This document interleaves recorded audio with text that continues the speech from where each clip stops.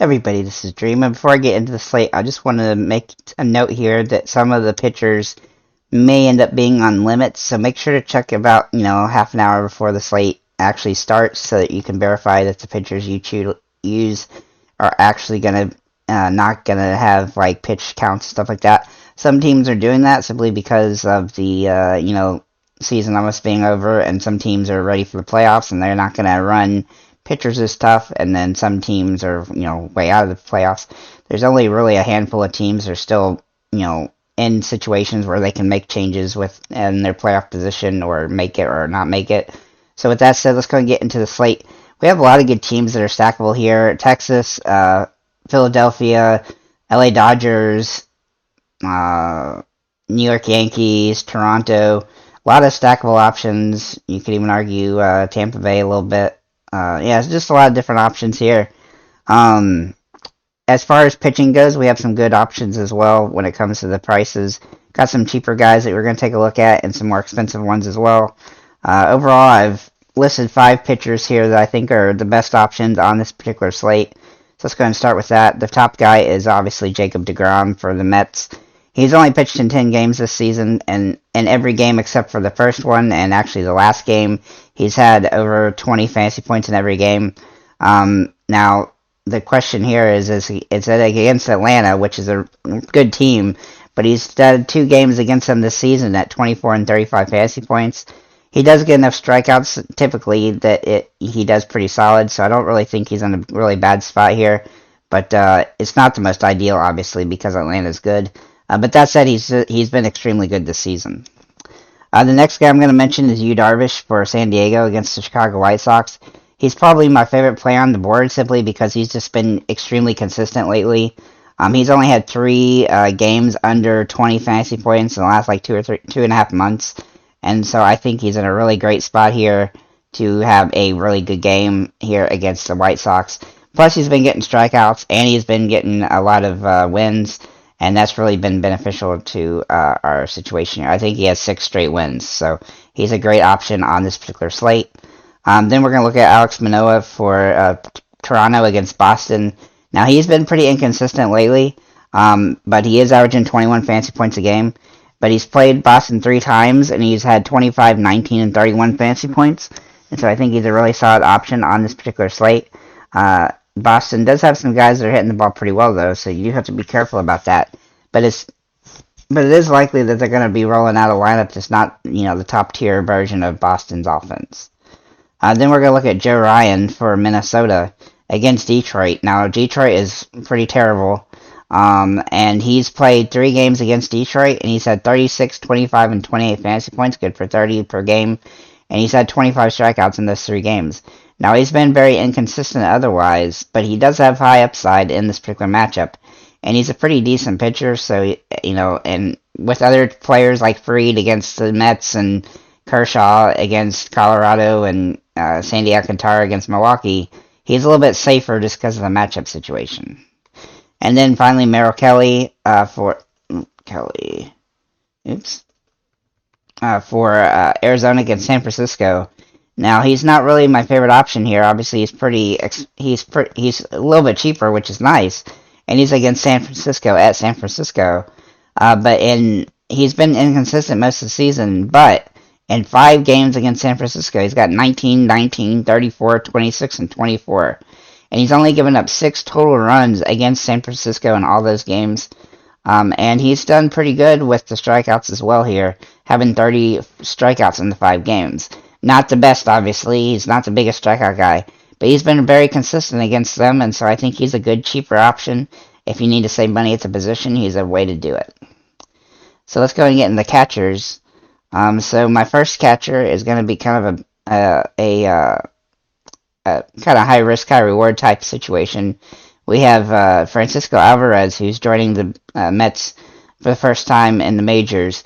Now, he's been extremely good in the minors. He hit a crap ton of home runs in the minors this season, and I think he's in a great spot here. Obviously, Fried's a good pitcher, but guys like this, when they're rookies, their first at-bats and stuff, I really tend to like guys in those positions, and he's probably a really good option for a pick catcher for today as well.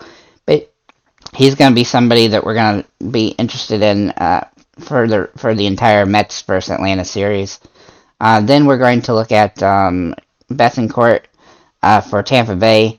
Now, he has only averaged about 5.5 fantasy points a game, but he is in a nice matchup here for Tampa Bay against Houston, and I think he's a solid play if you need a cheap option. There's not a ton of cheap options on this particular slate, likely based on the situations and the pitchers and stuff. Will Smith obviously just hit a home run yesterday. It's not showing up here yet, but he did hit a home run, and he's in a really good spot here again against Cole, who's just a not very good pitcher. Then we have Kirk for Toronto. He's going up against Pivetta. I really love Toronto on this slate, and he's actually done pretty good against Toronto this season, averaging 7 fantasy points a game. He's a little bit hit and miss, but I think he's in a solid spot here. Toronto's other catcher is also in play if he does end up playing. Then we'll look at Adley Rutschman for Baltimore against the Yankees.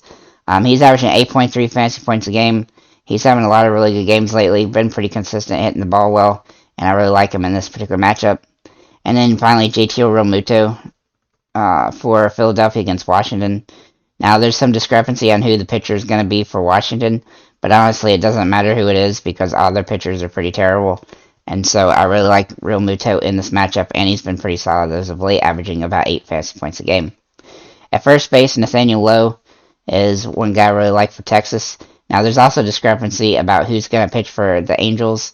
On DraftKings here, it says Detmers, but on MLB.com, it says Tucker Davidson. So we're not really sure who that's going to be yet. But regardless, Detmers is obviously a little bit better pitcher than Davidson, and so he would make the Texas options not as ideal, but they're still pretty ideal on this particular slate. Then Vinny Pasquantino for Kansas City. He's averaging 9.4 over the last 10 and a 405 batting average. He's been going through ups and downs, but when he's going good, he's been hitting the ball extremely well. And then Freddie Freeman is a guy I really like on the slate against Cole. I think he has a ton of upside in this situation, home run plus upside as well. He's been pretty good against Colorado this season, but do remember this game's in the Dodger Stadium. Then Christian Walker, he's my favorite option for Arizona against San Francisco. He's had an extremely good career against Cobb in his career, and he's averaging 7.5 fantasy points a game against San Francisco this season as well. I think he's in a solid spot here to have a big game, and he's got massive home run potential. Hoskins for Philadelphia against Washington. Obviously, I like targeting people against Washington, and Hoskins' price has come down a little bit here, and he's averaged 10 fantasy points against Washington 15 games. He also has 6 home runs. Just a solid option in this particular slate against a really bad team. And then finally, Ty France for Seattle against really bad pitching. He's averaging almost 10 fantasy points a game. He's been hitting the ball pretty well, and he only hit one home run, I think, 10 games ago. So he's kind of due for another one. But he's been getting, over 14 fantasy points. 14 is what you get if you have a solo home run. So anytime you get more than that, that's obviously a bonus. And he's in a good position here in this particular matchup. And you can also throw him at third base if you'd rather. At second base, we got Nick Gordon for Minnesota. I don't necessarily love Minnesota today. None of their guys have really been hitting the ball all that well, but there's a couple exceptions, and he's one of them. He's averaging 6 fantasy points a game. He's a nice cheap option that tends to get you at least some fantasy points, and he's been hitting some home runs and stuff recently as well. Whit Merrifield's another guy I like here, and he can also, much like Gordon, he can also play outfielder. He's averaging 8 fantasy points a game, hitting 300. He's had some really good games as of late, and I think he's a nice spot here in this plus matchup at a pretty cheap price. Another guy that's in a similar situation is Dylan Moore for Seattle. Obviously, he's a lot better spot, but he's averaging 8.6 fantasy points a game, and he's been, pretty good as of late. So I really like him in this particular situation. And all 3 of those guys can also play outfielder. Then we have Marcus Semien for Texas against Detmers or whoever the Angels put out. Now, I definitely like him more against Tucker Davidson than Detmers, but he's still hitting 324 for the last 10 games, and he's been really good against the Angels this season, having a 302 batting average and a 9.8 fantasy points a game against them. So I like him no matter who the pitcher is in that particular game. Colton Wong is a guy from Milwaukee I really like against Alcantara. He's just been hitting the ball extremely well. 333 last 10.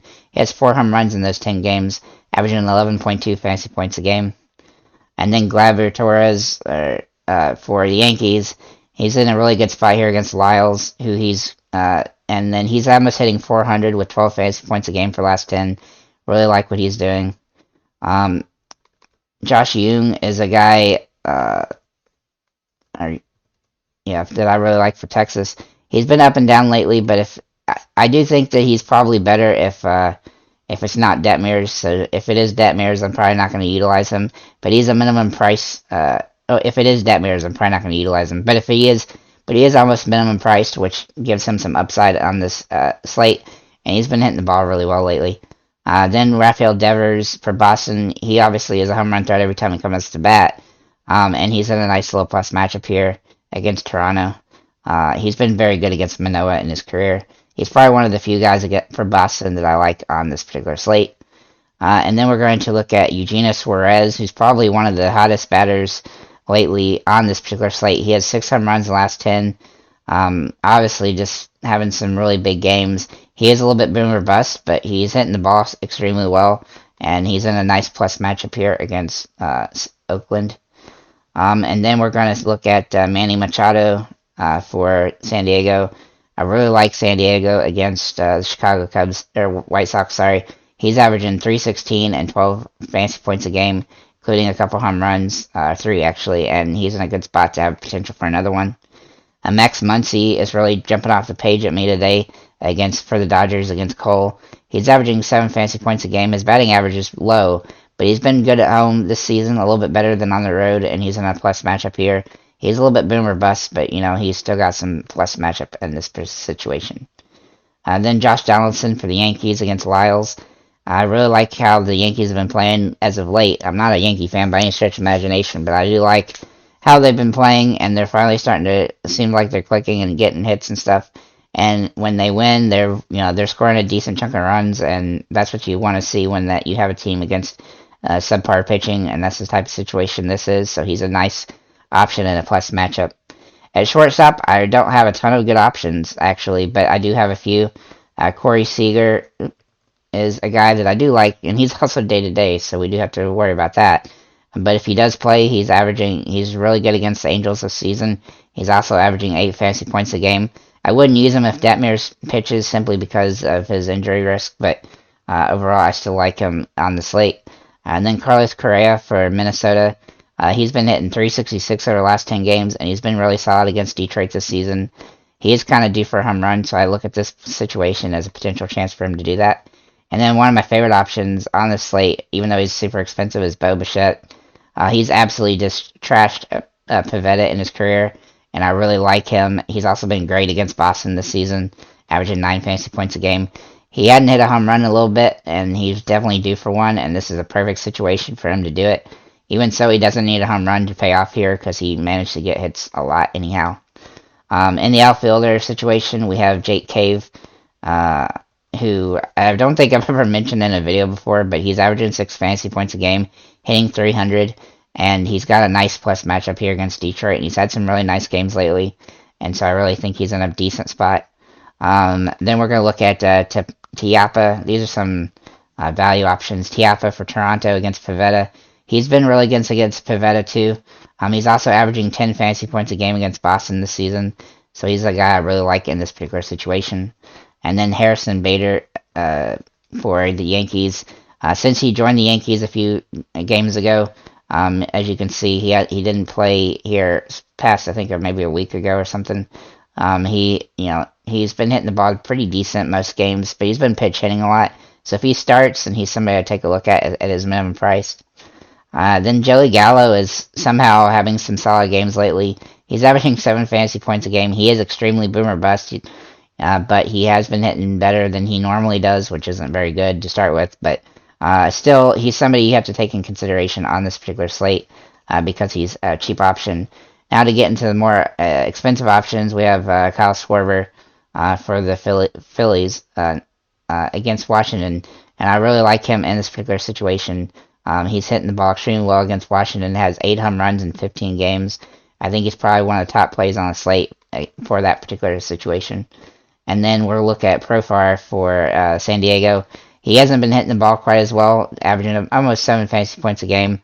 But he does have good potential in this matchup against the White Sox, and I look for him to have a good game. Then we got Juan Soto for San Diego, who's obviously pretty expensive, but he's also hitting the ball pretty well lately. He finally got out of a slump he was in. He's averaging 10 fantasy points a game for the last 10, and he's in a plus matchup. Haniger for the Seattle is one of the couple of guys that I think are going to continue to play pretty well down the stretch here while they're trying to get in the playoffs. He's averaging 7 fantasy points a game for the last 10, and I think he's in a good spot here against Oakland. Then we're going to look at Aldous Garcia for Texas. It doesn't matter who LA pitches. Excuse me. I really like him in this particular slate, and he's been hitting the ball pretty good against the Angels this season. And I'll look for this to be a nice plus matchup for him. Then we look at Mark Canha for New York Mets against Fried. Now, I don't love anybody against Fried that often, but he does have a good history against Fried, and he's been pretty good against Atlanta this season with 3 home runs, and I think he's in a pretty good option here. He's not too expensive, but he's not too cheap either. Toscar Hernandez, I just have a feeling about this guy that he's going to hit a home run today against Pivetta, and he's averaging 9 fantasy points a game last 10 with 2 home runs. He's one of my favorite plays on the slate, and he's not too expensive. You should be able to roster him pretty easily. And then George Springer for Toronto is also in a good spot here, averaging 10 fantasy points a game against Boston and the last 10 games as well, and he's a home run threat every time he comes up to bat. And then finally, Dalton Varsho for Arizona against Cobb. His batting average has come down, but he's still hitting the ball pretty well when it comes to like getting fantasy points, and he's doing other things like getting steals and getting walked a lot and some RBIs and stuff. So I think he's a pretty good option here. He's been kind of up and down throughout the season, but I really like him on this particular slate. Overall, this is a solid slate. I think there's going to be some pretty high scoring options here. I think that overall it's going to be pretty hard to cash just because these teams are going to have high scoring situations. There's just too many good pitchers when it comes to potential to score 35, 40 points that are just all in, are in plus matchup situations and have had really good results against the same teams this entire season. But we do have to be worried a little bit about players not playing or full game or something like that, so do keep that in mind. But overall, if you have any comments or questions about anything in the video, feel free to leave the comments below. Make sure to like, comment, and subscribe, and have a nice day, guys.